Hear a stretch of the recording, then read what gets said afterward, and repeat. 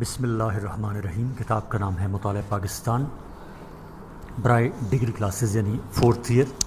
صفحہ نمبر 3 ہے۔ سب سے پہلے ہم دیکھتے ہیں فہرست مضامین، ابواب ہیں، اس کے آگے پھر صفحہ نمبر ہوگا۔ پہلے ہم ابواب دیکھ لیتے ہیں۔ باب نمبر 1 نظریہ پاکستان، باب نمبر 2 نظریہ پاکستان کا تاریخی پہلو، باب نمبر 3 تحریک پاکستان، باب نمبر 4 قیام پاکستان، باب نمبر 5 پاکستان میں نظام اسلام کے نفاذ کی کوشش، باب نمبر 6 عرض پاکستان، اور اس کتاب کا آخری باب ہے باب نمبر 7 پاکستان اور عالم اسلام۔ صفحہ نمبر 4 پر فہرست مضامین کے مطابق اب دیکھتے ہیں کہ کون سا باب کس صفحے نمبر پر ہے۔ باب نمبر 1 نظریہ پاکستان، صفحہ نمبر 5، باب نمبر 2 نظریہ پاکستان کا تاریخی پہلو، صفحہ نمبر 37، باب نمبر 3 تحریک پاکستان، صفحہ نمبر 76، باب نمبر 4 قیام پاکستان، صفحہ نمبر 117، باب نمبر 5 پاکستان میں نظام اسلام کے نفاذ کی کوشش، صفحہ نمبر 134، باب نمبر 6 عرض پاکستان، صفحہ نمبر 153، اور باب نمبر 7 پاکستان اور عالم اسلام، صفحہ نمبر 215۔ صفحہ نمبر 5 اور اب ہم دیکھتے ہیں باب نمبر 1 نظریہ پاکستان، تعریف و توضیح، قیام پاکستان کے اغراض و مقاصد، نظریہ پاکستان علامہ اقبال اور قائد اعظم کے ارشادات کی روشنی میں، صفحہ نمبر 6۔ سوال: نظریہ پاکستان سے کیا مراد ہے؟ اس کی اہمیت بیان کریں۔ جواب: نظریہ یعنی آئیڈیالوجی۔ نظریہ کو انگریزی زبان میں آئیڈیالوجی کہتے ہیں۔ آئیڈیالوجی کا لفظ فرانسیسی زبان کے لفظ آئیڈیالوجی سے ماخوذ ہے۔ یہ لفظ انقلاب فرانس کے دوران سب سے پہلے ٹریسی ڈیسٹل نے استعمال کیا، جس کا مطلب خیالات و تصورات کی سائنس لیا گیا ہے، یعنی آئیڈیالوجی تصورات کے ماخذ، نوعیت اور ارتقاء کا احاطہ کرتی ہے۔ ہر انسان کی زندگی کا کوئی نہ کوئی مقصد ہوتا ہے۔ اس مقصد کے حصول کے لیے وہ اپنی عقل، سوچ اور فکر کے مطابق اپنا لائحہ عمل طے کرتا ہے۔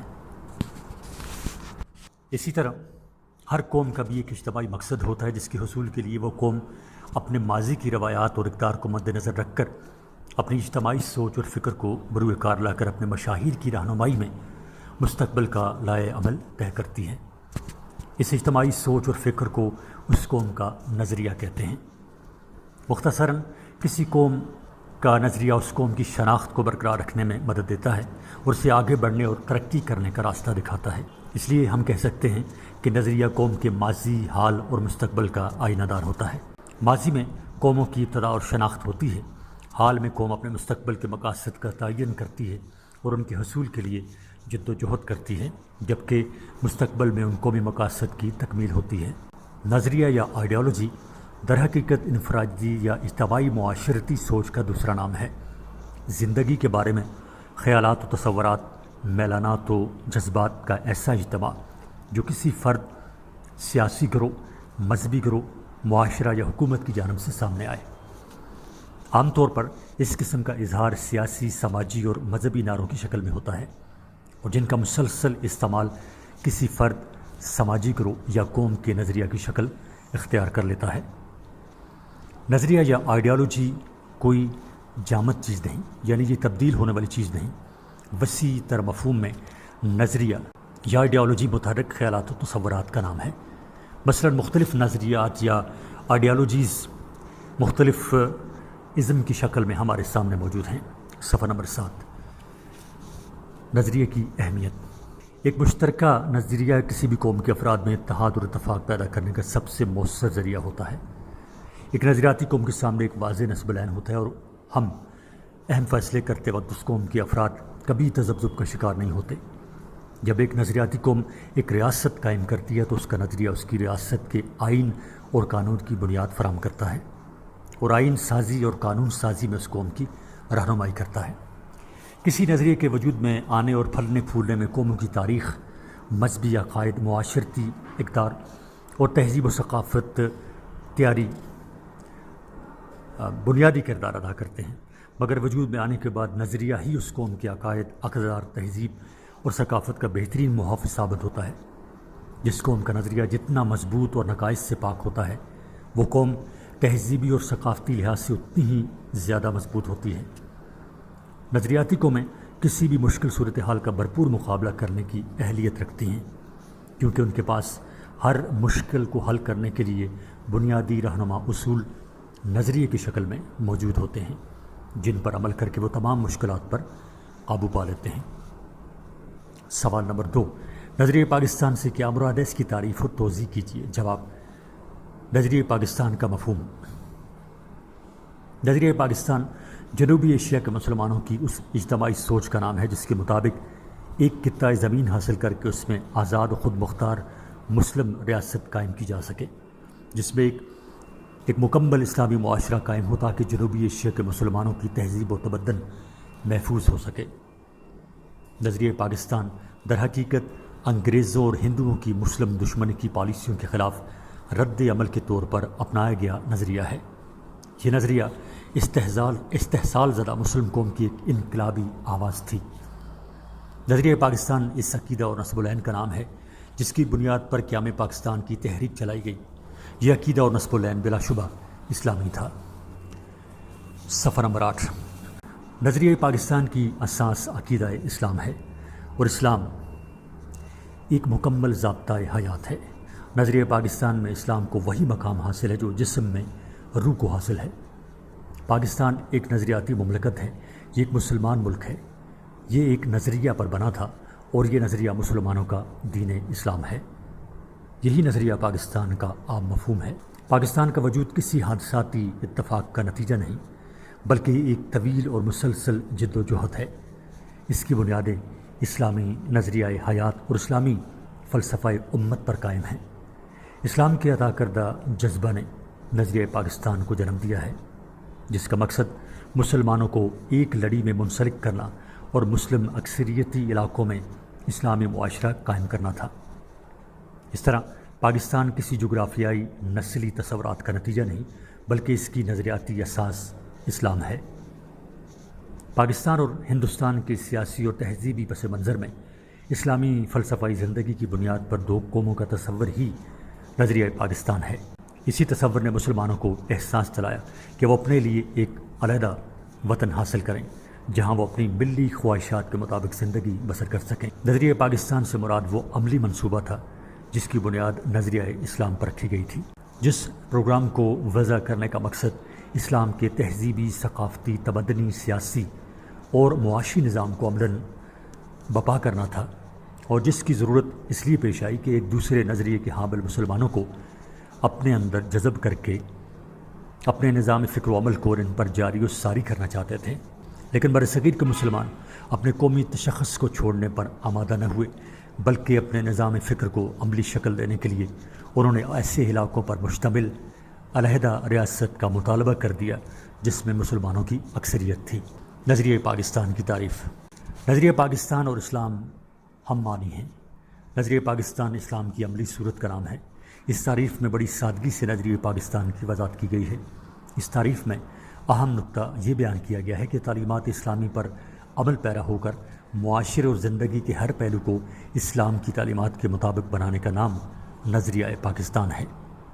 اگر ہم اپنی سیاسی زندگی اور معاشی زندگی کو ان اصولوں کے مطابق بنا لیں جو اصول دین اسلام ہمارے لیے مقرر کرتا ہے، تو ہمارا یہ عمل نظریہ پاکستان کی عملی تصویر ہوگا، کیونکہ اسلام اور نظریہ پاکستان کے درمیان کوئی فرق نہیں۔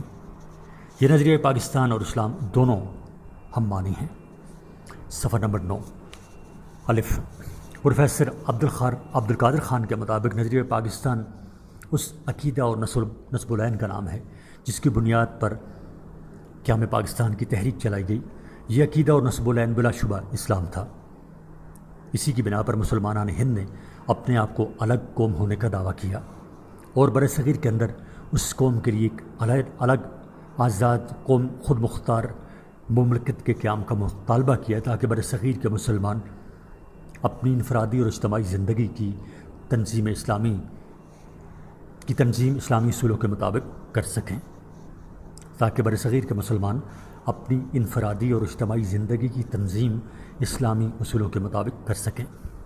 پروفیسر غیاث احمد صدیقی کے مطابق برصغیر کے مسلمانوں کا اجتماعی نصب العین جو انہوں نے سیاسی حالات کے پیش نظر ہندوستان کے ہندوؤں کے مذہبی، سیاسی اور معاشی غلبہ سے نجات حاصل کرنے کے لیے اپنایا، جس کے مطابق پاکستان کے نام سے خود مختار اسلامی مملکت کا قیام ضروری قرار دیا گیا تاکہ اس میں رہنے والے لوگ انفرادی اور اجتماعی لحاظ سے اپنی زندگی اسلام کے مطابق ڈھال سکیں۔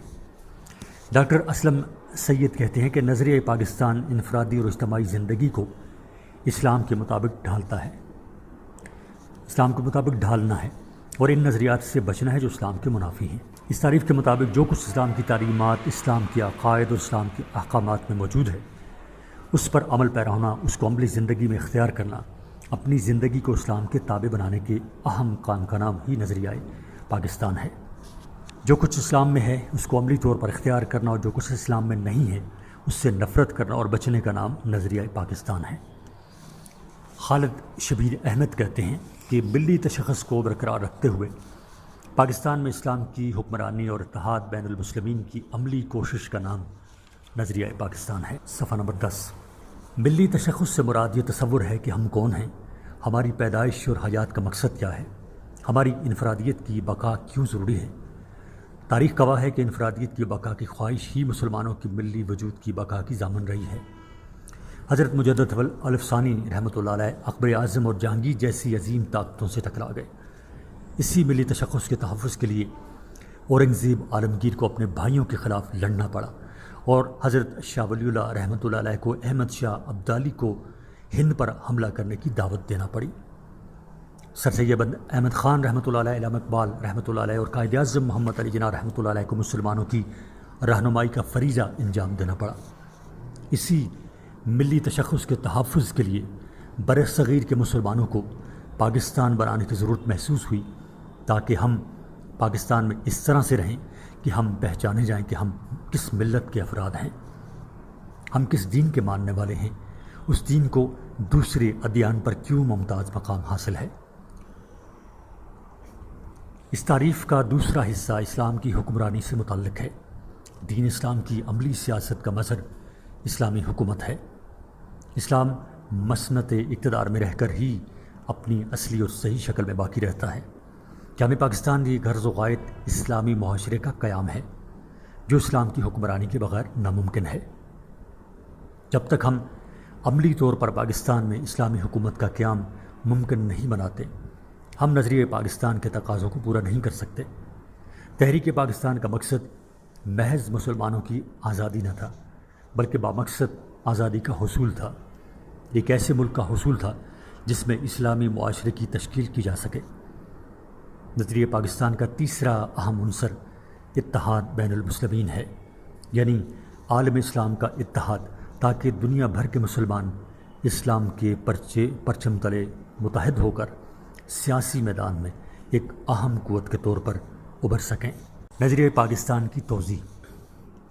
نظریہ پاکستان کی یہ تعریف اور افراد پاکستان کی نظریے سے وابستگی ایسی نہیں ہے جس کو مملکت کے وجود میں آنے کے بعد وضع یا اختیار کیا گیا ہو، بلکہ یہ نظریہ طویل معاشرتی تاریخ کا آئینہ دار ہے۔ حقیقت تو یہ ہے کہ برصغیر جنوبی ایشیا کو تاریخ کے ایک موڑ پر جب آج کی دنیا کے مسلمہ اصول خود اختیاری کے نتیجہ میں آزادی ملی تو یہاں اس نظریہ پر اعتماد رکھنے والی ایک نئی مملکت پاکستان کو مسلمان اس لیے وجود میں لائے کہ وہ اپنی اقدار پر عمل پیرا ہونے کے ایک عرصے سے متمنی تھے۔ صفحہ نمبر 11۔ گزشتہ برسوں کی تاریخ اس بات کی گواہ ہے کہ اب آزادی کے بعد سے اپنے لیے اصلاح عمل کو استوار کرتے ہوئے اہل پاکستان انسانی بہبود کی فروغ کی خاطر اس فلاحی معاشرے کی جانب رواں دواں ہیں جو اسلام کے سرچشمے سے ظہور پذیر ہوتے ہیں۔ پاکستان کسی نسلی یا علاقائی قوم پرستی کا نتیجہ نہیں بلکہ ایک قوم ہونے کے دینی احساس کا نتیجہ ہے۔ اس کا تصور کچھ اس طور پر ابھرا کہ آزاد بر صغیر کے کچھ حصوں میں جہاں مسلم اکثریت میں ہیں انہیں بھی آزادی ملے، تعداد میں کم ہونے کے باوجود ایمان، اتحاد اور تنظیم کے سنہری اصولوں پر کاربند رہتے ہیں۔ مسلمان بر صغیر کی اسلام سے والہانہ وابستگی اسلامی روح کو برقرار رکھنے میں علماء کرام کے کردار، علامہ اقبال کے نظریہ ملت اور قائد اعظم کی بروقت قیادت نے مل کر اس تحریک کی راہ ہموار کی اور مسلمانان بر صغیر اپنی اس عظیم تحریک میں کامیاب ہوئے۔ نظریہ پاکستان کی ضرورت۔ ادنا سی عقل رکھنے والا بھی اس بات کو اچھی طرح جانتا ہے کہ انسان کی زندگی کا کوئی مقصد ہوتا ہے۔ جب کسی خطے یا علاقے کے لوگوں کو انفرادی زندگی کے مقصد میں یکسانیت آ جائے، یعنی کوئی خاص مقصد بہت سے لوگوں کی زندگیوں کا مشترکہ نصب العین بن جائے، تو وہ ان کا مشترکہ نظریہ حیات ٹھہرتا ہے۔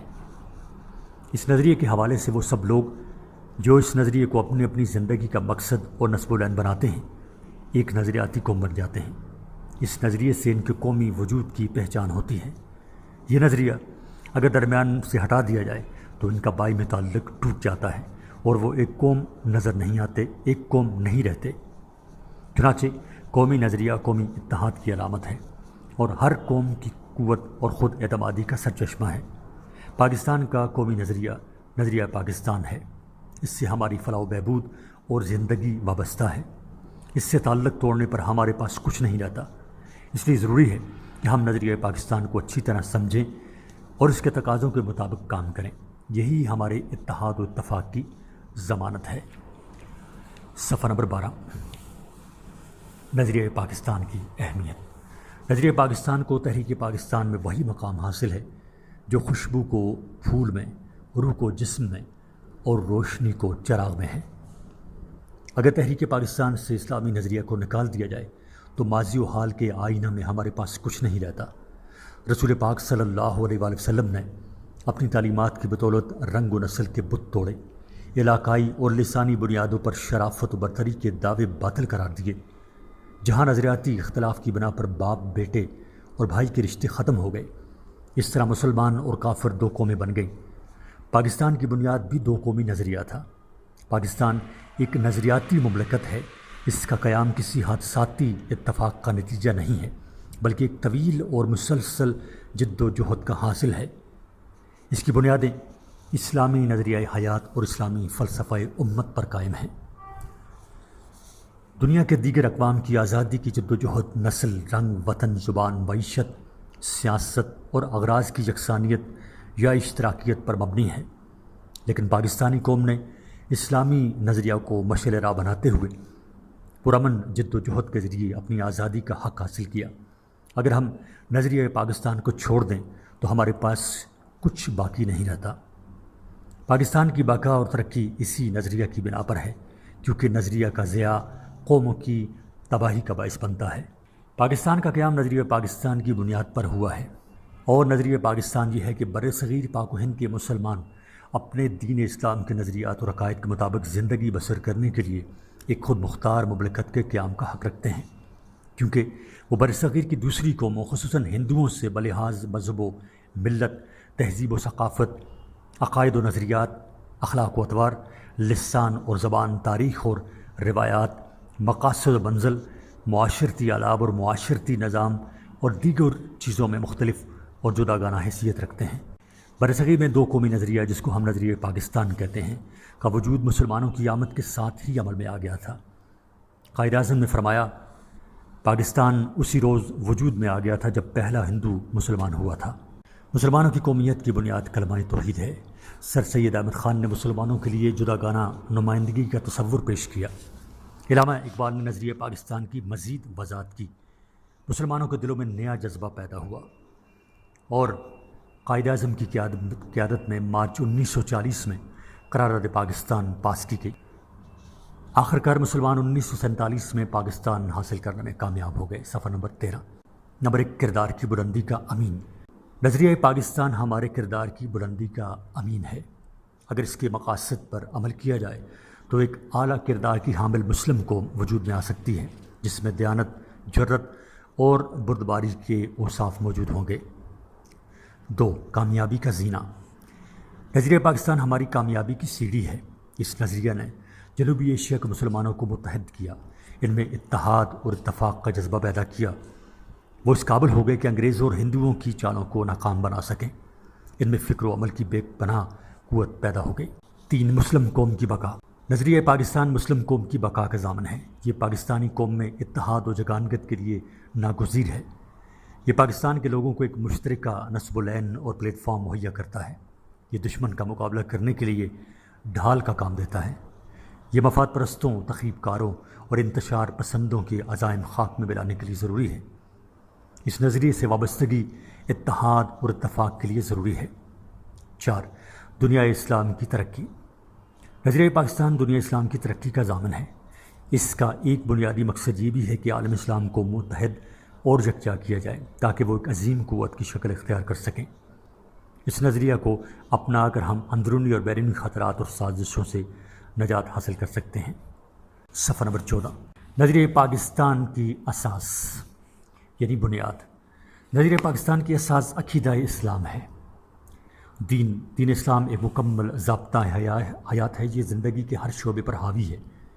مسلمان ایک ایسی ملت ہیں جو زندگی کے ہر معاملے میں مذہب سے رجوع کرتی ہے۔ دین اسلام زندگی کے تمام پہلوؤں کو کنٹرول کرتا ہے۔ اس میں زندگی کے سیاسی، معاشی اور معاشرتی اصول اور قواعد موجود ہیں۔ اس کے اصول زمان و مکان کی قید سے آزاد ہیں۔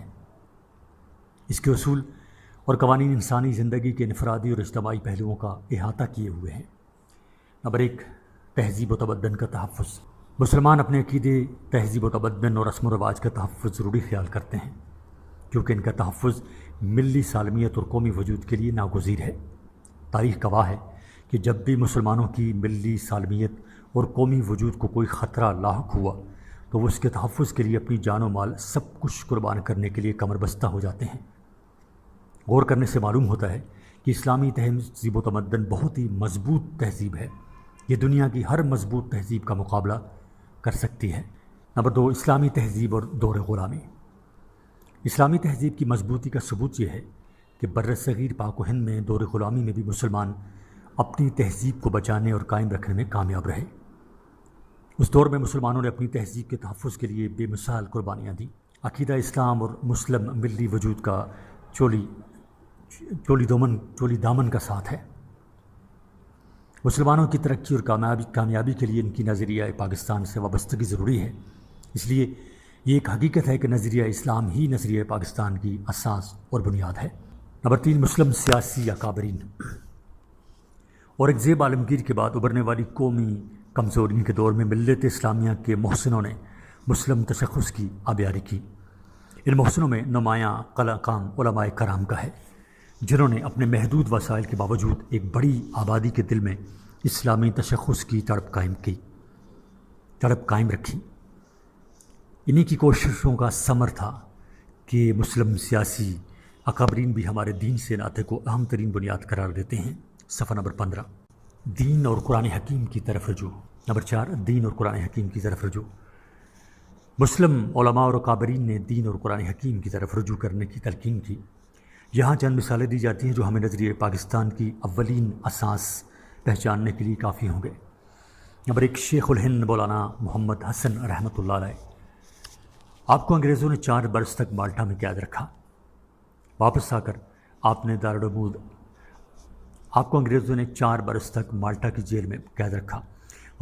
نے دارالعلوم دیوبند میں درس و تدریس کا سلسلہ شروع کیا۔ ایک روز مجمع سے خطاب کرتے ہوئے آپ نے فرمایا، میں نے جہاں تک جیل کی تنہائیوں میں اس بات کا برغور کیا کہ پوری دنیا میں مسلمان دینی اور دنیاوی ہر حیثیت سے کیوں تباہ ہو رہے ہیں تو اس کے 2 سبب معلوم ہوتے ہیں۔ ایک ان کا قرآن کو چھوڑ دینا، دوسرے آپس کے اختلاف اور خانہ جنگی۔ اس لیے میں نے یہ عزم کیا ہے کہ اپنی زندگی اس کام میں صرف کر دوں کہ قرآن حکیم کو عام کیا جائے، بچوں کے لیے گاؤں مکتب قائم کیے جائیں، بڑوں کے لیے عوامی درسگاہ کا اہتمام کیا جائے۔ 2، قرآن پاک کے تراجم اور تفاسیر۔ کیا ہمیں پاکستان سے قبل کے برسوں کی تاریخ میں ہمیں ان خدمات کا سلسلہ ملتا ہے جو فروغ دین اور تعلیم کے فروغ کے لیے کی گئی۔ قرآن پاک کے تراجم و تفسیریں شائع کی گئیں۔ ان تراجم و تفاسیر نے تعلیم یافتہ افراد کے سامنے زندگی کا اسلامی لائحہ واضح کیا۔ 3، علامہ عنایت اللہ مشرقی۔ علامہ عنایت اللہ مشرقی نے قرآن پاک پر عمل کے ساتھ ساتھ عسکری تربیت کی اہمیت پر بھی زور دیا۔ صفحہ نمبر 16۔ نمبر 4، مولانا سید ابو الاعلیٰ مودودی۔ سید ابو الاعلیٰ مودودی نے دینی فکر اور علم و عقل کی ایسی راہ کو مسلمانوں کے لیے مقدم بتایا جو قرآن فہمی کے ناطے ایک دینی معاشرے کی طرف لے جانے والی ہو۔ 5، علامہ اقبال۔ علامہ اقبال کے افکار میں مسلمانوں کو ہر قسم کی رہنمائی کے لیے قرآن و سنت کی طرف رجوع کرنے کی بڑی پرزور تاکید کی گئی۔ علامہ اقبال کے افکار میں مسلمانوں کو ہر قسم کی رہنمائی کے لیے قرآن و سنت کی طرف رجوع کرنے کی بڑی پرزور تاکید کی گئی ہے۔ نو آبادیاتی تسلط کے عروج کے زمانے میں یورپ میں نظریہ اشتراکیت ابھرا، جس کی بنیاد مادہ پرستی اور خدا کی نفی پر استوار ہوتی ہے۔ یہ مغرب کے سرمایہ دارانہ نظام کے خلاف ہے۔ علامہ اقبال نے دونوں نظریات کو رد کیا ہے۔ آپ نے جس نئی دنیا کی تخلیق کا درس دیا، اس کا سرچشمہ قرآن حکیم اور اسوہ رسول اللہ صلی اللہ علیہ وآلہ وسلم ہے۔ قائد اعظم محمد علی جناح دین اور قرآن پاک کی طرف رجوع کرنے کے سلسلہ میں قائد اعظم فرماتے ہیں، وہ کون سا رشتہ ہے جس سے منسلک ہونے سے تمام مسلمان جست واحد کی طرح ہیں؟ وہ کون سی چٹان ہے جس پر ان کی ملت کی عمارت استوار ہے؟ وہ کون سا لنگر ہے جس سے سمت کی کشتی محفوظ کر دی گئی ہے؟ وہ رشتہ، وہ چٹان، وہ لنگر خدا کی کتاب قرآن مجید ہے۔ مجھے یقین ہے جو جو ہم آگے بڑھتے جائیں گے، ہم میں زیادہ اتحاد پیدا ہوتا جائے گا۔ نمبر 7، مطالبہ پاکستان۔ مارچ 1940 میں آل انڈیا مسلم لیگ کے پلیٹ فارم سے مطالبہ پاکستان پیش کیا گیا۔ اس کے رہنماؤں نے ہر طبقہ خیال کے مفکرین کو ساتھ لیا اور مسلم عوام کی خواہشات کی خبر گیری کی۔ یہ تاریخی حقیقت ہے کہ جب مطالبہ پاکستان میں اسلامی اقدار کے احیاء کی صورت نظر آئی تو برصغیر جنوبی ایشیا میں ایک ہی آواز تھی، پاکستان کا مطلب کیا؟ لا الہ الا اللہ۔ صفحہ نمبر 17، دو قومی نظریہ۔ دو قومی نظریہ کو اساس پاکستان میں اہم مقام حاصل ہے۔ برصغیر میں سب سے پہلے علی گڑھ کے مرد دانہ سر سید احمد خان کی دورست نگاہوں نے بانپ لیا تھا کہ ہندو اور مسلمانوں کے نہ صرف تہذیب و تمدن، معاشرت اور روایات میں سخت اختلافات ہیں، بلکہ زبان جیسے معمولی مسئلہ پر بھی دونوں متحد و یکساں نہیں ہو سکتے، متحد و یکجا نہیں ہو سکتے۔ انہیں یقین ہو چکا تھا کہ اگر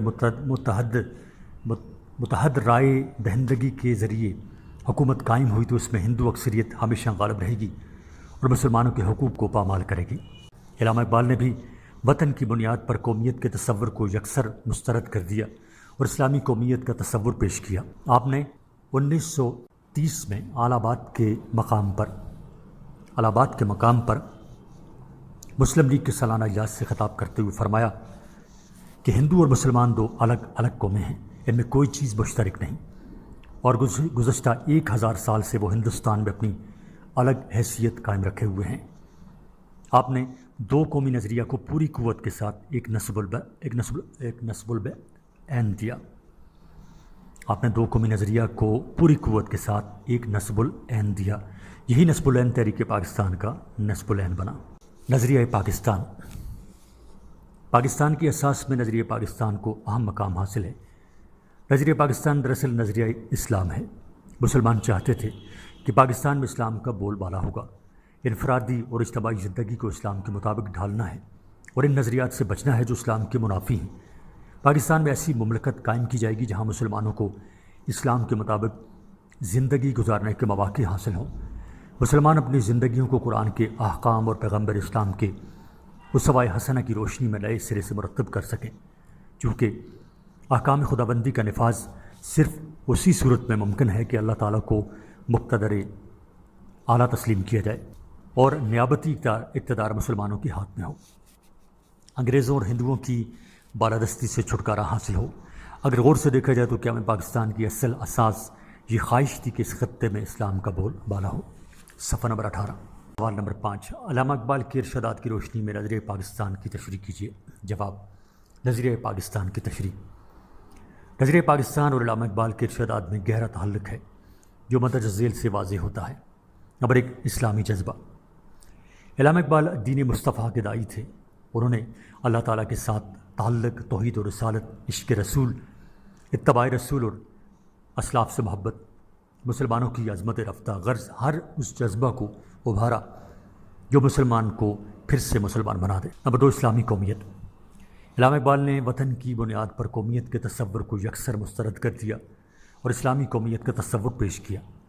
آپ نے فرمایا کہ اگر عقیدہ سے وطن زیادہ اہم ہوتا تو حضور نبی کریم صلی اللہ علیہ وآلہ وسلم مکہ سے مدینہ کیوں ہجرت فرماتے؟ اگر قوم وطن سے بنتی ہے تو حضرت محمد صلی اللہ علیہ وآلہ وسلم ابو لہب کو دعوت دین کیوں دیتے؟ آپ نے اسلامی قومیت کے نظریہ کو، جس کو اب ہم نظریہ پاکستان کہتے ہیں کی خاطر بر صغیر کے بڑے بڑے عالم دین پر بھی تنقید سے گریز نہ کیا۔ آپ نے کہا میں یورپی تصور وطنیت کا مخالف ہوں۔ اس کی وجہ یہ نہیں کہ اس سے مسلمانوں کو کم تر مساوی فائد حاصل ہوں گے، بلکہ اس میں مادیت کے جراثیم پائے جاتے ہیں۔ 3 قوت ایمانی۔ علامہ اقبال نے قوم میں قوت ایمانی پیدا کی، جس کا نتیجہ یہ تھا کہ مسلمان انگریز اور ہندو کی متحدہ قوت عددی اکثریت اور اقتدار کی ملی بھگت کا مقابلہ کرنے کے لیے تیار ہوئے۔ آپ نے یہ اعتماد توکل علی اللہ کی بنیاد پر پیدا کیا۔ آپ نے محض عقیدہ کی درستی اور نیک خواہشات پر اکتفا کرنے کے بجائے عمل کی ضرورت پر زور دیا۔ 4 تصور خودی۔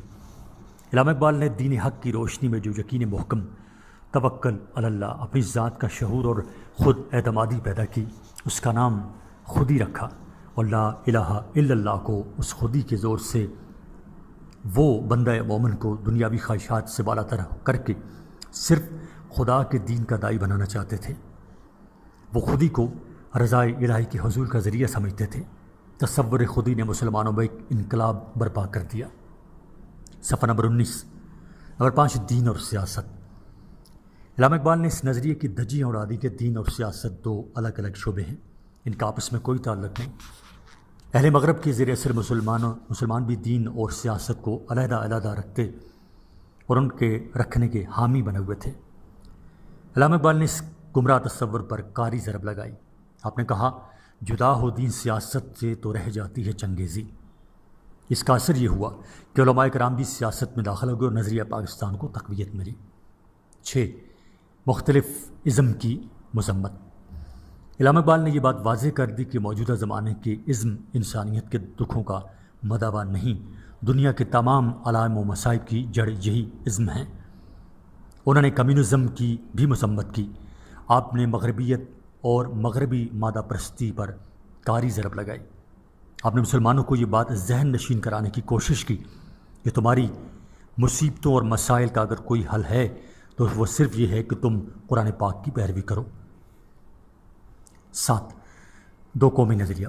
علامہ اقبال نے 1930 میں الہ آباد کے مقام پر آل انڈیا مسلم لیگ کے اجلاس کو خطاب کرتے ہوئے فرمایا کہ ہندو اور مسلمان 2 الگ الگ قومیں ہیں، ان میں کوئی چیز مشترک نہیں، اور گزشتہ 1000 سال سے وہ ہندوستان میں اپنی الگ حیثیت قائم رکھے ہوئے ہیں۔ ان دونوں قوموں کے رسم و رواج، عادات، تہذیب، مذہب اور خیالات میں نمایاں فرق ہے۔ ہندو اور مسلمان ایک قوم میں مدغم نہیں ہو سکتے۔ آپ نے 2 قومی نظریہ کو پوری قوت کے ساتھ ایک نصب العین دیا۔ یہی نصب العین بعد میں تحریک کا نصب العین بنا، تحریک پاکستان کا نصب العین بنا۔ صفحہ نمبر 20۔ نمبر 8 تصور پاکستان۔ علامہ اقبال اولین مفکر ہیں جنہوں نے برصغیر میں علیحدہ مسلم ریاست کا تصور مثبت اور نظریاتی بنیادوں پر پیش کیا۔ آپ نے اپنے مشہور خطبہ الہ آباد 1930 میں برصغیر میں اسلام کے کردار کا بحیثیت ایک اخلاقی نصب العین اور سیاسی نظام کے جائزہ پیش کیا اور واضح کیا کہ اسلام کا دینی نصب العین بنیادی طور پر اس کے معاشرتی نظام سے تعلق رکھتا ہے۔ اس طرح مسلمان کا الگ تشخص واضح کرنے کے بعد فرمایا مجھے تو ایسا نظر آتا ہے کہ اور نہیں تو شمال مغربی ہندوستان کے مسلمانوں کو بالآخر ایک منظم اسلامی ریاست قائم کرنا پڑے گی، اور اگر ہم چاہتے ہیں کہ اس ملک میں اسلام بحیثیت ایک تمدنی قوت کے زندہ رہے تو اس کے لیے ضروری ہے کہ وہ ایک مخصوص علاقے میں اپنی مرکزیت قائم کرے۔ میں صرف ہندوستان اور اسلام کی فلاح و بہبود کے خیال سے ایک منظم اسلامی ریاست کے قیام کا مطالبہ کر رہا ہوں۔ سوال نمبر 6 قائد اعظم کے ارشادات کی روشنی میں نظریہ پاکستان کی وضاحت کیجیے۔ جواب نظریہ پاکستان اور قائد اعظم۔ قائد اعظم کے ارشادات نظریہ پاکستان کی وضاحت کرتے ہیں۔ ان ارشادات نے اس نظریہ کو تقویت بخشی اور مسلمان قوم کو اپنی جد و جہد میں کامیابی سے ہمکنار کیا۔ قائد اعظم کے ارشادات مندرجہ ذیل ہیں۔ نمبر 1 نظریہ پاکستان۔ نظریہ پاکستان کی وضاحت کرتے ہوئے قائد اعظم نے فرمایا کہ ایک قوم کی حیثیت میں ہمیں اپنا وطن، اپنی مملکت ملنی چاہیے جہاں ہم امن و امان و سکون سے اپنی زندگی بسر کر سکیں۔ مسلمانوں کی خواہش ہے کہ وہ اپنے آزاد وطن میں سیاسی، اقتصادی، ثقافتی اور روحانی زندگی کے ارتقائی برائے طے کر سکیں۔ 2. مختلف ازم کی مذمت. طلباء سے خطاب کرتے ہوئے قائد اعظم نے فرمایا، اسلام ہمارا رہنما اور مکمل ضابطۂ حیات ہے. ہمیں کسی سرخ یا پیلے پرچم کی ضرورت نہیں، اور نہ ہی ہمیں کسی کمیونزم، سوشلزم اور نیشنل سوشلزم کی ضرورت ہے. صفحہ نمبر 21. 3. جداگانہ قومیت. قائد اعظم نے مشترکہ قومیت کے تصور کو غلط قرار دیا اور مسلمانوں کی جداگانہ قومیت کے تصور کو پورے دلائل سے پیش کیا. آپ نے کہا، مسلمان قومیت کی ہر تعریف سے ایک الگ قوم ہے، اقلیت نہیں. 4. دو قومی نظریہ. دو قومی نظریہ کی وضاحت کرتے ہوئے قائد اعظم نے فرمایا، ہندو اور مسلمان دو مختلف قومیں ہیں. ان کا تعلق دو مختلف مذہبی فلسفوں سے ہے. ان کی روایات اور ادب مختلف ہیں. ان کی تاریخ، ان کے ہیرو اور ان کے واقعات مختلف ہیں. ایک کی فتح دوسرے کی شکست ہے. ان دونوں کی تہذیبیں ایک دوسرے سے مختلف ہیں. یہ ایک دوسرے کے ساتھ کھانا نہیں کھاتے، آپس میں شادی بیاہ نہیں کرتے. اگر برطانوی حکومت سنجیدگی سے اس ملک کے عوام کو امن و خوشی سے ہمقرار کرنا چاہتی ہے تو اس کا ایک ہی راستہ ہے کہ برصغیر کو دو خود مختار ریاستوں میں تقسیم کر دیا جائے. 5. 14 نکات. 1928 میں نہرو رپورٹ پیش ہوئی. اس نے میثاق لکھنؤ پر پانی پھیر دیا. اس کی بیشتر سفارشات مسلم مفادات کی منافی تھیں. قائد اعظم نے مسلمانوں کا موقف پیش کرنے کے لیے 14 نکات پر مشتمل سفارشات پیش کیں.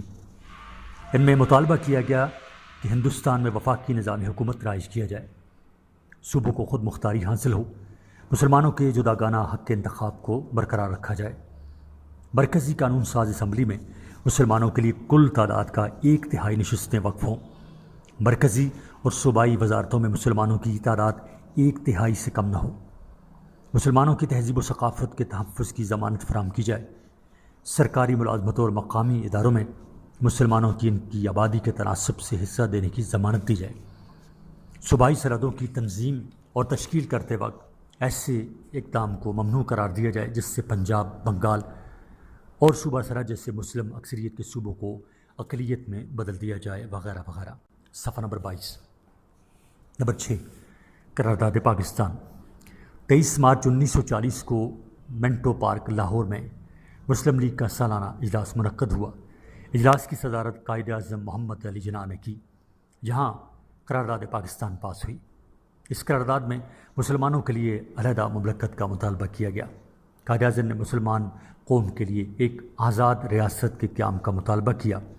آپ نے فرمایا، ہندوستان کا مسئلہ فرقہ وارانہ نوعیت کا نہیں بلکہ بین الاقوامی نوعیت کا ہے. جب تک اس بنیادی حقیقت کو نہیں سمجھ لیا جاتا، مسئلہ حل نہیں ہوگا. اگر برطانوی حکومت برصغیر کے لوگوں کے لیے واقعی امن اور خوشحالی کے حصول کی متمنی ہے تو اس کے لیے صرف ایک راستہ ہے، ہندوستان کو خود مختار اور قومی ریاستوں میں تقسیم کر کے ان بڑی قوتوں کا اپنا علیحدہ وطن بنا دے. لفظ قوم کی کسی بھی تعریف کی روح سے مسلمان ایک قوم ہیں. ان کا اپنا وطن، اپنا خطہ ارض اور اپنی ریاست ہونی چاہیے. 7. اسلام کی تعریف. قائد اعظم نے فرمایا، اسلام محض چند رسوم و روایات اور عقائد کا مجموعہ نہیں بلکہ ایک مکمل ضابطۂ حیات ہے جو سیاسی اور معاشی معاملات میں رہنمائی کرتا ہے. اسلام نے جو رہنما اصول دیے ہیں ان کی بنیاد آزادی، احترام، انسانیت، یکجہتی اور انصاف پر رکھی گئی ہے. رسول اکرم صلی اللہ علیہ وآلہ وسلم نے آج سے 1300 برس قبل اسلامی جمہوریت کی بنیاد رکھی تھی. نمبر 8. اسلامی حکومت کا امتیاز. قائد اعظم نے فرمایا، اسلامی حکومت کا یہ امتیاز ہے کہ اس میں اطاعت کا مرکز خدا کی ذات ہے، جس کی تعمیل کا عملی ذریعہ قرآن مجید کے احکامات ہیں. اسلام کسی شخص، ادارہ یا کسی بادشاہ یا پارلیمنٹ کی اطاعت کا نام نہیں. قرآن مجید کے احکام سیاسی اور معاشرتی زندگی میں ہماری آزادی اور پابندی کی حدود کا تعین کرتے ہیں. اسلامی حکومت قرآنی احکام کی حکمرانی ہے اور اس حکمرانی کے لیے علاقہ کی ضرورت ہے. صفحہ نمبر 23. 9. پاکستان کا مطلب. پاکستان کا صرف یہ مطلب نہیں کہ ہم غیر ملکی حکومت سے آزادی چاہتے ہیں. اس سے حقیقی مراد مسلم نظریہ ہے جس کا تحفظ نہایت ضروری ہے. ہم نے صرف حکومت حاصل نہیں کرنی بلکہ اس قابل بھی بننا ہے کہ ہم اس کی حفاظت بھی کر سکیں اور اسلامی تصورات اور اصولوں کے مطابق زندگی بسر کر سکیں. 10. جد و جہد آزادی۔ قائد اعظم اپنی جد و جہد آزادی کی کامیابی پر مکمل یقین رکھتے تھے۔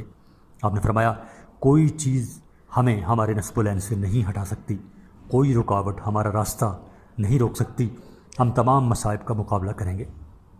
11 پاکستان اور اسلام۔ قائد اعظم نے فرمایا، پاکستان اور اسلام لازم و ملزوم ہیں۔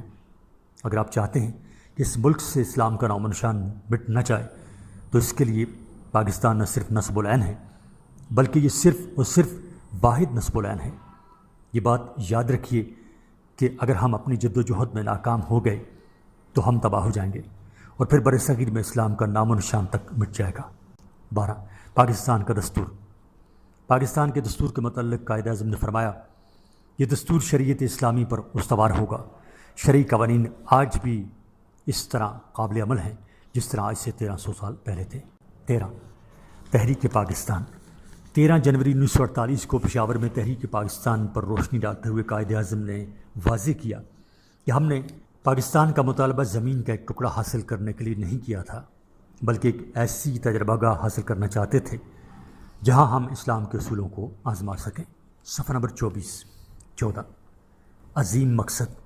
پاکستان کے پہلے گورنر جنرل کی حیثیت سے آپ نے اکتوبر 1947 میں خطاب کرتے ہوئے فرمایا، ہمارا مقصد صرف ایک آزاد مملکت کا قیام نہ تھا، ہمارا مقصد یہ تھا کہ ہمیں ایسی مملکت مل جائے جس میں ہم آزادی کے ساتھ رہ سکیں اور اسلامی تصور اور ثقافت کے مطابق نشو و نما پا سکیں اور اسلام کے اصولوں پر عمل کر سکیں۔ نظریہ پاکستان کی اساس ہمیں ارشادات قائد اعظم میں ملتی ہے۔ علامہ اقبال کے نام ایک خط میں وہ لکھتے ہیں، ان کے خیالات پورے طور پر میرے خیالات سے ہم آہنگ تھے اور بالآخر ہندوستان کے دستوری مسائل کے مطالعے اور تجزیے کے بعد انہی نتائج پر پہنچا اور کچھ عرصہ بعد یہی خیالات ہندوستان کے مسلمانوں کی اس متحدہ خواہشات کی صورت میں جلوہ گر ہوئے، جس کا اظہار آل انڈیا مسلم لیگ کی 23 مارچ 1940 کی منظور کردہ وہ قرارداد لاہور ہے جو عام طور سے قرارداد پاکستان کے نام سے موسوم ہے۔ اسلام کے اصولوں پر عمل پیرا ہونے کے نصب العین کو قائد اعظم نے ایک بار حکومت پاکستان کے افسران کے سامنے اپنے خطاب میں یوں واضح کیا، ہمارا نصب العین یہ تھا کہ ہم ایک ایسی مملکت کی تخلیق کریں جہاں ہم آزاد انسانوں کی طرح رہ سکیں، جو ہماری تہذیب و تمدن کی روشنی میں پھلے پھولے اور جہاں معاشرتی انصاف کے اسلامی تصور کو پوری طرح پنپنے کا موقع ملے۔ معاشرتی انصاف کے اسلامی تصور کی تفسیر بھی قائد اعظم نے کی۔ اس مملکت خداداد کے دستوری خاکے پر بیرونی دنیا کے سامنے اظہار خیال کرتے ہوئے فرمایا، پاکستان کا دستور ابھی بننا ہے اور پاکستان کی دستور ساز اسمبلی بنائے گی۔ مجھے نہیں معلوم کہ اس دستور کی شکل و ہیئت کیا ہوگی، لیکن اتنا یقین سے کہہ سکتا ہوں کہ جب جمہوری نوعیت کا ہوگا اور اسلام کے بنیادی اصولوں پر مشتمل ہوگا۔ ان اصولوں کا اطلاق آج کی عملی زندگی پر بھی اسی طرح ہو سکتا ہے جس طرح 1300 سال پہلے ہوا تھا۔ اسلام اور اس کے نظریات سے ہم نے جمہوریت کا سبق سیکھا ہے۔ اسلام نے ہمیں انسانی مساوات، انصاف اور ہر ایک سے رواداری کا درس دیا ہے۔ ہم عظیم الشان روایات کے وارث اور امین ہیں اور پاکستان کے آئندہ دستور کے معمار اور بانی کی حیثیت سے ہم اپنی ذمہ داریوں اور فرائض سے بخوبی آگاہ ہیں۔ صفحہ نمبر 25 سوال نمبر 7 مسلمانوں کی طرف سے پاکستان کے لیے مطالبہ کی وجوہ مختصراً بیان کیجیے۔ جواب، پاکستان کے مطالبہ کی وجوہات۔ پاکستان 14 اگست 1947 کو معرض وجود میں آیا۔ یہ سینکڑوں سال کی جد و جہد کا نتیجہ تھا۔ اس کے لیے بے مثال قربانیاں دی گئیں، مصیبتیں برداشت کی گئیں، کیونکہ ہندو اور انگریز اس کے قیام کے مخالف تھے۔ قائد اعظم محمد علی جناح کی انتھک محنت اور کوشش سے پاکستان قائم ہوا۔ کہ ہمیں پاکستان کی وجوہات مندرجہ ذیل ہیں۔ نمبر 1 مذہبی وجوہ۔ ہندوستان میں ہندو اور مسلمان 2 قومیں تھیں جن کا مذہب، رسم و رواج اور عادات ایک دوسرے سے مختلف تھے۔ ہندو غیر ہندو کو ناپاک خیال کرتے تھے، مسلمان انسانی مساوات کے علمبردار تھے، جبکہ ہندو ذات پات کے قائل تھے۔ مسلمان ایک خدا کو مانتے تھے جبکہ ہندو بتوں کی پوجا کرتے تھے۔ ان حالات میں دونوں کا آپس میں اتحاد ناممکن تھا۔ 2 سیاسی وجوہ۔ مسلمانوں نے سینکڑوں سال تک برصغیر پاک و ہند پر حکومت کی تھی۔ انگریزوں نے ان سے حکومت حاصل کی تھی۔ ہندو انگریزوں کے خیر خواہ بن گئے تھے اور مسلمانوں کو پامال کر رہے تھے۔ انگریز مسلمانوں کو اپنا دشمن خیال کرتے تھے۔ ہندو انگریزوں کے ساتھ مل کر مسلمانوں کو ہر طرح سے نقصان پہنچا رہے تھے۔ مسلمان کو ایک آنکھ نبھاتے تھے، مسلمان ان کو ایک آنکھ نبھاتے تھے۔ نمبر 3، معاشرتی وجوہ۔ ہندو اور مسلمان دو مختلف قومیں تھیں، ان کے رسم و رواج، شادی، موت، پیدائش وغیرہ کی رسمیں ایک دوسرے سے الگ تھیں، ان کو ایک جگہ کرنا مشکل تھا۔ تہواروں کی طور طریقے ایک دوسرے سے مختلف تھے، یہاں تک کہ دونوں کے قانون بھی جدا جدا تھے۔ ایسی صورت میں ان دونوں کو متحد کرنا گویا آگ اور پانی کو یکجا کرنے کے مترادف تھا۔ صفحہ نمبر 26۔ نمبر 4، تہذیبی وجوہ۔ ہندو اور مسلمانوں کی تہذیب اور تمدن بھی ایک دوسرے سے مختلف تھے۔ مسلمان ایک ترقی یافتہ اور مہذب قوم تھی، انہوں نے دنیا کو شائستگی اور تمدن سکھایا۔ مسلمانوں نے ایک ایسا معاشرہ قائم کیا جس کی دنیا میں مثال نہیں ملتی۔ اس کے برعکس ہندو ذات پات کے چکروں میں پڑتے تھے، ان کے خیالات میں دقیانوسی تھے، ان کے رسم و رواج پیچیدہ تھے، ان کی تہذیب صرف ہندوستان تک محدود تھی۔ 5، لسانی وجوہ۔ ہندو اور مسلم دونوں کے میل جول سے ایک نئی زبان اردو نے جنم لیا، لیکن ہندو اس کو ہندوستان کی زبان تسلیم کرنے کے لیے تیار نہ تھے اور وہ اس کو مسلمانوں کی زبان کہتے تھے۔ گاندھی اردو کے خلاف تھا، ہندو ہندی زبان پر زور دیتے تھے، حالانکہ اردو اسی سرزمین کی پیداوار تھی اور ملک کے ایک سرے سے دوسرے سرے تک بولی اور سمجھی جاتی تھی۔ نمبر 6، ہندو اکثریت۔ ہندوستان میں ہندوؤں کی اکثریت تھی، مسلمانوں کی تعداد 1/4 تھی۔ 40 کروڑ کی آبادی میں مسلمان صرف 10 کروڑ تھے۔ ہندو لیڈروں کی تنگ نظری اور رویہ سے واضح ہو گیا تھا کہ ہندوستان میں ہندو راج قائم کرنا چاہتے تھے۔ مسلمانوں کو یقین ہو گیا تھا کہ آزادی حاصل ہونے کے بعد وہ ہمیشہ کے لیے ہندوؤں کے غلام ہو کر رہ جائیں گے۔ 1973 میں کانگریسی وزارتوں کے دور کو وہ دیکھ چکے تھے اور اس منظر کو دوبارہ دیکھنے کے لیے وہ تیار نہ تھے۔ 7، ہندو لیڈروں کا تعصب۔ کچھ ہندو لیڈر زیادہ متعصب تھے، وہ مسلمانوں کو مریچ کہتے تھے، یعنی ناپاک، اور ان کا وجود برداشت کرنے کے لیے تیار نہ تھے۔ ان میں بال گنگا دھر تلک سیر فہرست تھا۔ صفحہ نمبر 27۔ انہوں نے شدھی اور سنگٹھن کی تحریکیں چلائیں۔ ان متعصب ہندو لیڈروں کا کہنا تھا کہ مسلمان یا تو ہندو ہو جائیں یا پھر ہندوستان سے چلے جائیں، ایسی صورت میں ہندوؤں اور مسلمانوں کا متحد ہونا مشکل تھا۔ 8، ہندو راج۔ 1937 کے انتخابات کے نتیجے میں کانگریس نے 6 صوبوں میں اکثریت حاصل کی اور وزارتیں بنائیں۔ انہوں نے مسلمانوں پر وہ ظلم و ستم کیا کہ اس کی مثال نہیں ملتی۔ تعلیمی اداروں میں بندے ماترم کا گیت گایا جانے لگا جو مسلمانوں کی دل آزاری کرتا تھا۔ اردو کی جگہ ہندی کو رواج دیا گیا۔ ان حالات میں مسلمان یہ سوچنے پر مجبور ہو گئے کہ ہندوستان میں ہندو راج قائم کرنا چاہتے ہیں اور آزادی کے بعد مسلمانوں کا ہندوستان میں رہنا دوبر ہو جائے گا۔ 9، انگریزوں کی بدگمانی۔ 1857 کی جنگ آزادی کے بعد انگریز حکمرانوں کو یہ بدگمانی ہو گئی تھی کہ ان کے خلاف بغاوت کرنے والے مسلمان ہیں۔ ہندوؤں نے ان کے اس نظریہ کو تقویت دی، اس لیے انگریزوں نے ہندوؤں کے تعاون سے مسلمانوں پر طرح طرح کے ظلم کیے اور انہیں ہر لحاظ سے پسماندہ رکھنے کی مسلسل کوششیں کی۔ اعلیٰ ملازمتوں کے دروازے ان پر بند کر دیے۔ اس کا نتیجہ یہ ہوا کہ مسلمان تعلیمی، صنعتی، تجارتی اور اقتصادی میدان میں پسماندہ رہ گئے۔ اس طرح وہ ہندوؤں کے ساتھ ساتھ انگریزوں سے بھی بدزن ہو گئے اور اپنی علیحدہ مملکت کے قیام کا مطالبہ کرنے لگے۔ 10، دو قومی نظریہ۔ ہندوستان میں کئی ایک قومیں تھیں جو سب کی سب ہندو قوم میں جذب ہو گئیں۔ کانگریس بضد تھی کہ ہندوستان میں ایک قوم ہے، لیکن مسلم لیگ نے یہ بات واضح کر دی تھی کہ مسلمان ایک علیحدہ قوم ہے۔ مسلم لیگ نے ہندو اور مسلمانوں کے درمیان مذہبی، سیاسی، معاشرتی، معاشی اور لسانی اختلافات کے پیش نظر مسلمانوں کو ہندوؤں سے الگ قوم قرار دیا اور ان کے مسائل کا حل ایک اسلامی مملکت کے قیام کو قرار دیا۔ صفحہ نمبر 28۔ مدرجبارہ وجوہات کی بنا پر مسلمانوں نے اپنے لیے ایک علیحدہ ملک کا مطالبہ کیا۔ سوال نمبر 8، نظام زندگی سے کیا مراد ہے؟ نظریہ اسے کس طرح استوار کرتا ہے؟ نیز نظریہ کی اہمیت واضح کیجیے۔ جواب، نظام زندگی کا مفہوم۔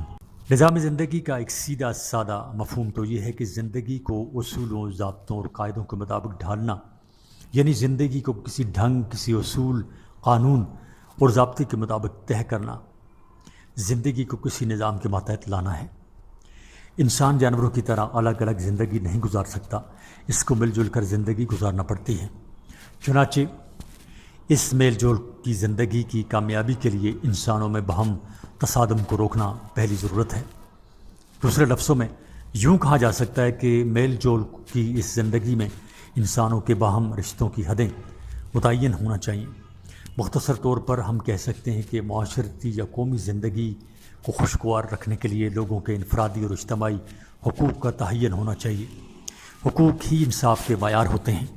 معاشرے میں حقوق کے تصفیے اور تعین ہی سے نظام زندگی بنتا ہے۔ خاندانی، معاشرتی، سیاسی، معاشی اور اسی طرح متعدد دوسرے پہلو مل کر پورا نظام زندگی بنتا ہے، اور ان سب دائروں میں حقوق اور رشتوں کا تعلق نظام زندگی کا تانا بانا ہے۔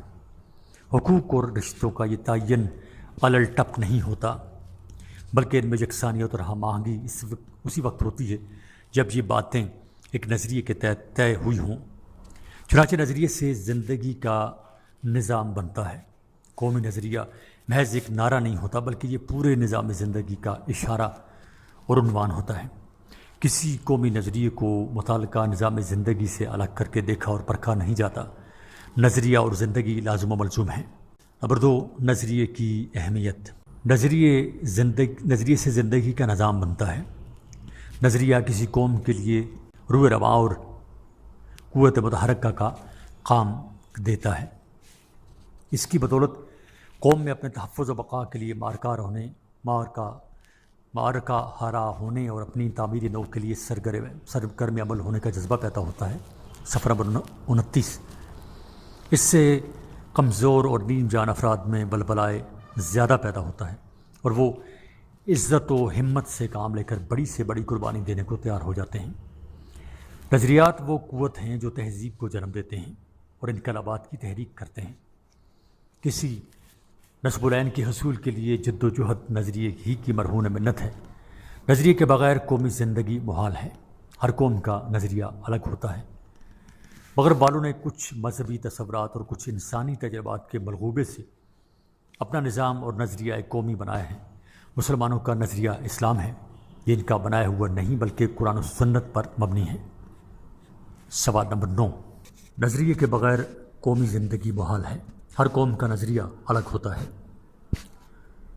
مغرب والوں نے کچھ مذہبی تصورات اور کچھ انسانی تجربات کے ملغوبے سے اپنا نظام اور نظریہ قومی بنایا ہے۔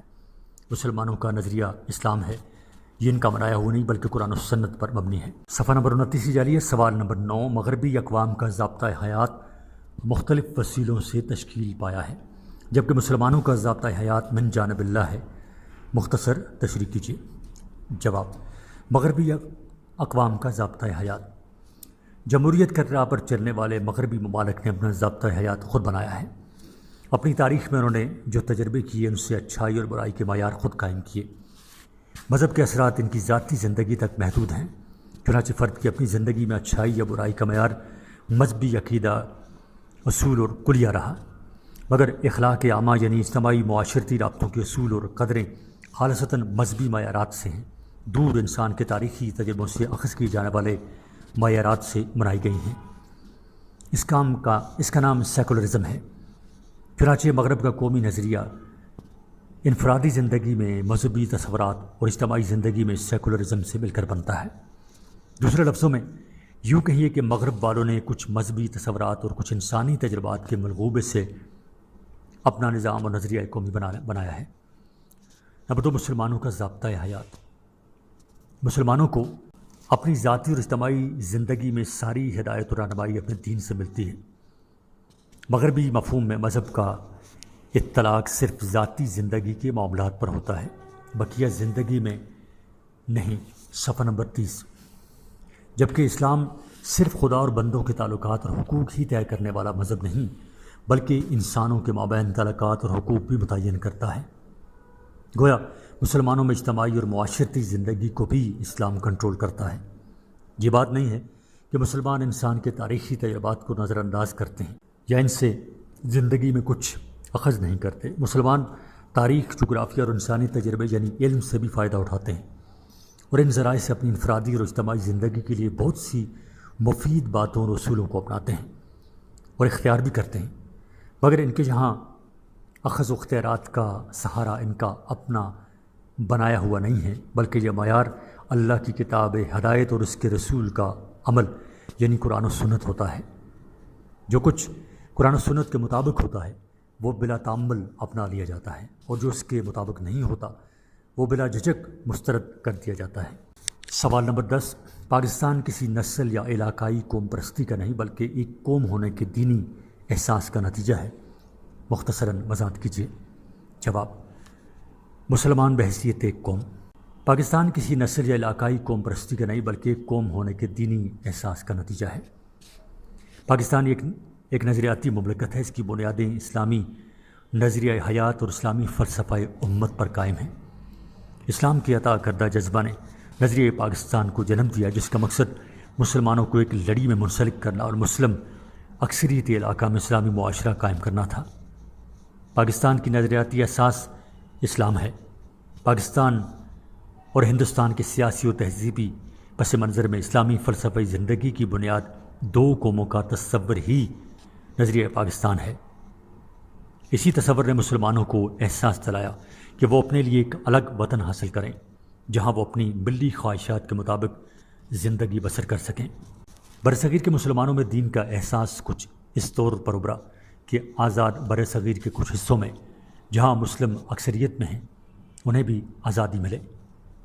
تعداد میں کم ہونے کے باوجود ایمان، اتحاد اور تنظیم کے سنہری اصولوں پر کاربند رہتے ہوئے مسلمانانہ نے برصغیر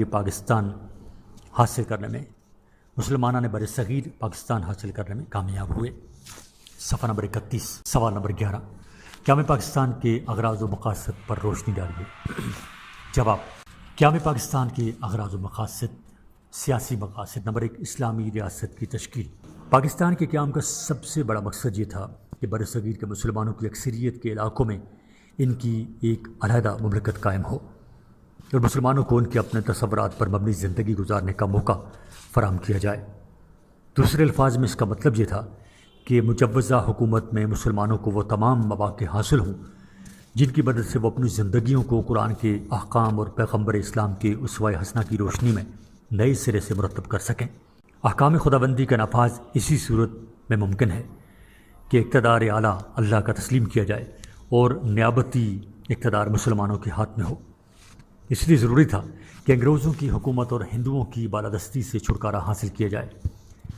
قیام پاکستان کا مقصد ایسی ریاست کا قیام تھا جو خلافت راشدہ کی طرز پر منظم ہو، جس میں قرآن کریم کی حکمرانی ہو، جس میں اسلامی قوانین ہوں، جس میں ہر شخص مسلمان ہو اور وہ اپنی زندگی اللہ تعالیٰ اور اس کے رسول نبی کریم صلی اللہ علیہ وسلم کے احکامات کے مطابق بسر کرے، جہاں عدل و انصاف، مساوات اور یکجہتی کا دور دورہ ہو۔ حصول پاکستان کی تحریک میں سب سے اہم اسلامی ریاست کی تشکیل کی خواہش تھی۔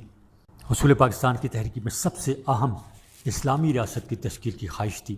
بچہ بچہ کی زبان پر یہ کلمہ تھا، پاکستان کا مطلب کیا؟ لا الہ الا اللہ۔ مسلمانوں کا مطالبہ ایک الگ وطن کا حصول نہ تھا بلکہ ایک اسلامی ریاست کی تشکیل تھا۔ قائد اعظم پاکستان کو ایک ایسی اسلامی ریاست بنانا چاہتے تھے جہاں مسلمان قرآن و سنت کے مطابق زندگی بسر کر سکیں۔ قائد اعظم نے 13 جنوری 1948 کو پشاور میں خطاب کرتے ہوئے فرمایا، ہم نے پاکستان کا مطالبہ زمین کا ٹکڑا حاصل کرنے کے لیے نہیں کیا تھا بلکہ ہم ایک تجربہ گاہ حاصل کرنا چاہتے تھے جہاں ہم اسلام کے اصولوں کو آزما سکیں۔ صفحہ نمبر 32، دستور پاکستان کے بارے میں آپ نے فرمایا، یہ دستور شریعت اسلامی پر استوار ہوگا۔ 2، جداگانہ تشخص کا تحفظ۔ ہندو اور مسلمان دو مختلف قومیں ہیں، ان میں کوئی قدر مشترک نہیں تھی۔ ان کا لباس، زبان اور تاریخ، خوراک، مذہب اور رسم و رواج ایک دوسرے سے مختلف تھے۔ مسلمان اقلیت میں تھے اور ہندو اکثریت میں۔ ہندو مسلمانوں کو ختم کرنا چاہتے تھے اور اس مقصد کے لیے انہوں نے ایک قوم کا تصور پیش کیا، مگر مسلمان ان کے فریب میں آنے والے نہیں تھے۔ مسلمان اپنے مذہب، ثقافت، ادب، عبادات، روایات وغیرہ کا تحفظ چاہتے تھے اور یہ صرف اسی وقت ممکن تھا کہ وہ علیحدہ ملک حاصل کریں جس میں ان کو اقتدار حاصل ہو۔ نمبر 3، انگریزوں کی غلامی سے نجات۔ پاکستان کے قیام کا ایک مقصد یہ بھی تھا کہ مسلمان انگریزوں کی غلامی سے نجات حاصل کرنا چاہتے تھے۔ مسلمانوں نے برصغیر پاک و ہند پر تقریباً 900 سال حکومت کی اورنگزیب کی وفات کے بعد بر صغیر میں مسلم اقتدار زوال پذیر ہونے لگا۔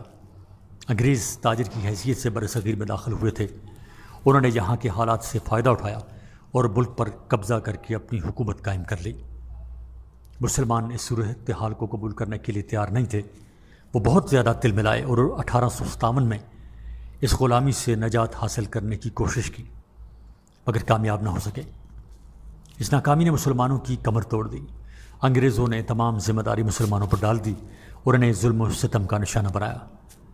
ہندو انگریزوں کے ساتھ مل گئے اور خوب فائدہ اٹھایا۔ اگر سر سید احمد خان، محمد علی جوہر، علامہ اقبال اور قائد اعظم جیسے رہنما قوم میں بیداری پیدا نہ کرتے تو مسلمانوں کی حالت اچھوتوں سے بھی بدتر ہوتی۔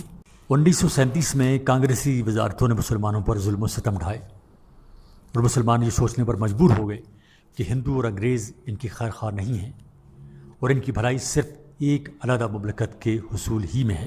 صفحہ نمبر 33 یعنی 33، نمبر 4، قیام جمہوریت۔ اور ہم پڑھ رہے ہیں قیام پاکستان کے اغراض و مقاصد میں سیاسی مقاصد، اس میں بھی ہے 4 نمبر، قیام جمہوریت۔ قیام پاکستان کا ایک مقصد جمہوریت کا قیام تھا، ایک ایسی جمہوریت جہاں اسلامی اصولوں کے مطابق عدل و انصاف ہو، سب لوگوں کو بغیر کسی امتیاز کے ترقی کرنے کے یکساں مواقع حاصل ہوں، عوام کے اندر سیاسی شعور پیدا ہو۔ 14 فروری 1948 کو سبی دربار سے خطاب کرتے ہوئے قائد اعظم نے فرمایا، میرا ایمان ہے کہ نجات کا واحد ذریعہ اس ضابطۂ حیات پر عمل کرنا ہے جو رسول اکرم صلی اللہ علیہ وآلہ وسلم نے ہمارے لیے وضع کیا ہے۔ ہمیں اپنی جمہوریت کی بنیادیں اسلامی اصولوں اور تصورات پر رکھنی چاہیے۔ اس خطاب میں اسلامی جمہوریت کی طرف اشارہ پایا جاتا ہے۔ یہ جمہوریت مغربی طرز کی جمہوریت سے مختلف ہے۔ 5، عالم اسلام کا اتحاد۔ برصغیر کے مسلمانوں کو ہمیشہ سے عالم اسلام سے گہرا لگاؤ رہا ہے۔ جب بھی کبھی دنیا کے کسی کونے میں مسلمانوں پر کوئی آفت آئی، برصغیر کے مسلمانوں نے اس کو اپنا مسئلہ سمجھا اور بھرپور امداد کی۔ لیکن یہ دور غلامی کا دور تھا اور وہ پابند تھے، اپنی مرضی کے مطابق اپنے بھائیوں کا ساتھ نہ دے سکتے تھے۔ اس لیے یہ سوچنے لگے کہ اگر ان کا اپنا وطن ہوگا تو وہ بہتر طریقے سے دوسرے مسلمان بھائیوں کی امداد کر سکیں گے، اور اس کے لیے ایک علیحدہ مملکت کے حصول کی کوشش شروع کر دی۔ 6، قومیت کا تقاضا۔ برصغیر کے مسلمان ہر لحاظ سے ایک الگ قوم تھے، چونکہ کوئی قوم وطن کے بغیر نہیں رہ سکتی، اس لیے اسلامیان ہند جو جداگانہ تشخص کے مالک تھے خود کو قیام پاکستان کی صورت میں ہی محفوظ پاتے تھے۔ پاکستان نہ کسی سازش اور نہ ہی فرقہ وارانہ نفرت کا نتیجہ ہے، بلکہ اس کی بنیاد وہ مثبت حقائق ہیں جن کو کلی طور پر نظر انداز کر کے کانگریس اپنی مرضی کا دستور بنانا چاہتی تھی۔ اس کے قیام کی سب سے بڑی وجہ یہ تھی کہ برصغیر کے مسلمان اپنے آپ کو ایک فرقہ نہیں بلکہ ایک قوم تصور کرتے تھے۔ مسلم قومیت کا تصور پاکستان کی صورت میں حقیقت بن کر نمودار ہوا۔ دلچسپ بات یہ ہے کہ پاکستان نے کسی قومیت کو جنم نہیں دیا، بلکہ مسلمان قومیت کے تصور نے پاکستان کو جنم دیا۔ صفحہ نمبر 34۔ بالفاظ دیگر قوم کا تصور مملکت پاکستان سے پہلے وجود میں آیا۔ یہ احساس کہ مسلمان اپنی ذات میں قوم ہیں بالآخر پاکستان کے قیام کی شکل میں نمودار ہوا۔ پاکستان مسلم قومیت کا آغاز ہی نہیں بلکہ نچوڑ تھا۔ نمبر 7، معاشی ترقی۔ مسلمانوں کی معاشی حالت ناگفتہ بہ تھی۔ انگریزوں نے ان کی جائیدادیں ضبط کر لی تھیں، انہیں ملازمتوں سے محروم کر دیا تھا۔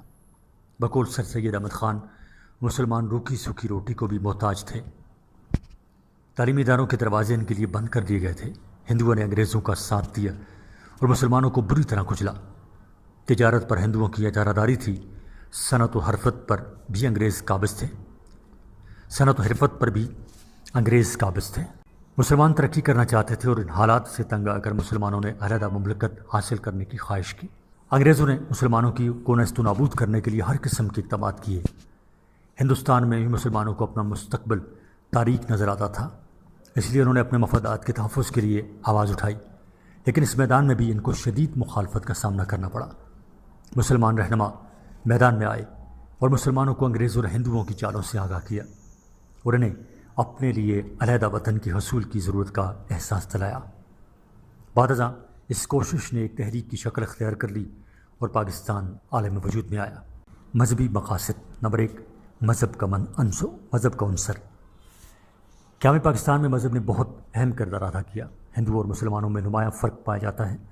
ہندو مت میں بتوں اور مورتیوں کی پوجا کی جاتی ہے، جبکہ مذہب اسلام میں یہ ایک مشرکانہ فعل ہے۔ اسلام میں شرک سب سے بڑا گناہ ہے۔ ارشاد ربانی ہے کہ میں سب قسم کے گناہ معاف کر دوں گا مگر شرک معاف نہیں کروں گا۔ ہندو مذہب میں گائے کا احترام کیا جاتا ہے، اس کی پوجا کرتے ہیں، جبکہ مسلمان اس کا گوشت کھاتے ہیں۔ ہندوؤں میں ذات پات کا تصور پایا جاتا ہے، جو برہمن، کھشتری، درویش اور شودر ہیں۔ صفحہ نمبر 35۔ برہمن اعلیٰ ذات ہوتی ہے، شودر چھوٹی ذات اچھوت ہوتے ہیں۔ وہ ہندوؤں کے مندر میں داخل نہیں ہو سکتے۔ ایک ذات والے دوسری ذات میں شادی نہیں کرتے، جبکہ اسلام میں ذات پات کے لیے کوئی جگہ نہیں ہے۔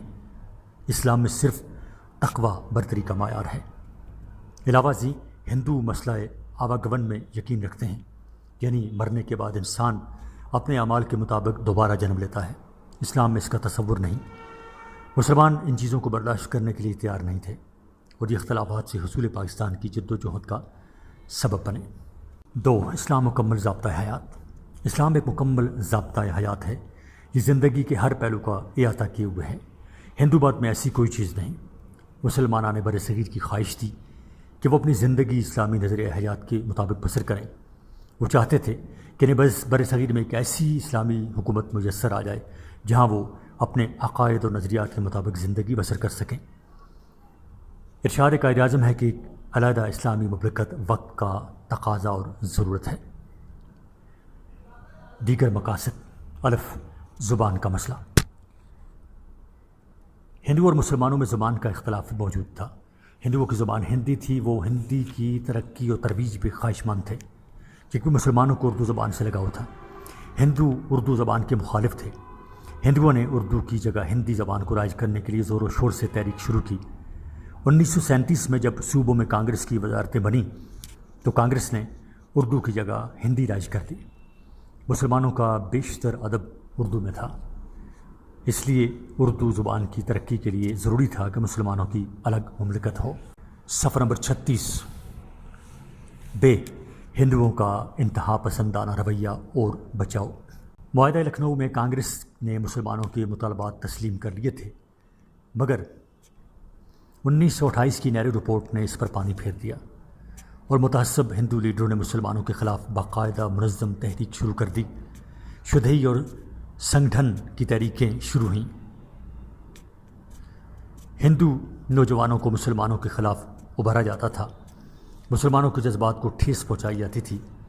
پنڈت موہن مالویہ، ڈاکٹر مونجے اور بال گنگا دھر تلک سواتی دیانتدار مسلمانوں کے دشمن تھے۔ ان انتہا پسند ہندو لیڈروں کی تنگ نظری اور مسلم دشمنی نے مسلمانوں کو یہ سوچنے پر مجبور کر دیا کہ ان کا ہندوؤں کے ساتھ چلنا ناممکن ہے، اور تنگ آ کر انہوں نے علیحدہ وطن کا مطالبہ کیا۔ 6، تہذیبی اقتدار کا تحفظ۔ متحدہ ہندوستان میں مسلمانوں کی تہذیب، مذہب اور ثقافت محفوظ نہ تھی، جہاں ہندو اکثریت میں تھے اور اکھنڈ بھارت کا نعرہ لگاتے تھے۔ شدھئی اور سنگٹھن کی جیسی مسلم کش تحریکوں کا دور تھا۔ مسلمان اپنے دین، تہذیب اور ثقافت کا تحفظ چاہتے تھے۔ وہ اپنی زندگی قرآن پاک اور سنت نبوی کے مطابق گزارنا چاہتے تھے، اس لیے انہوں نے علیحدہ وطن کا مطالبہ کیا۔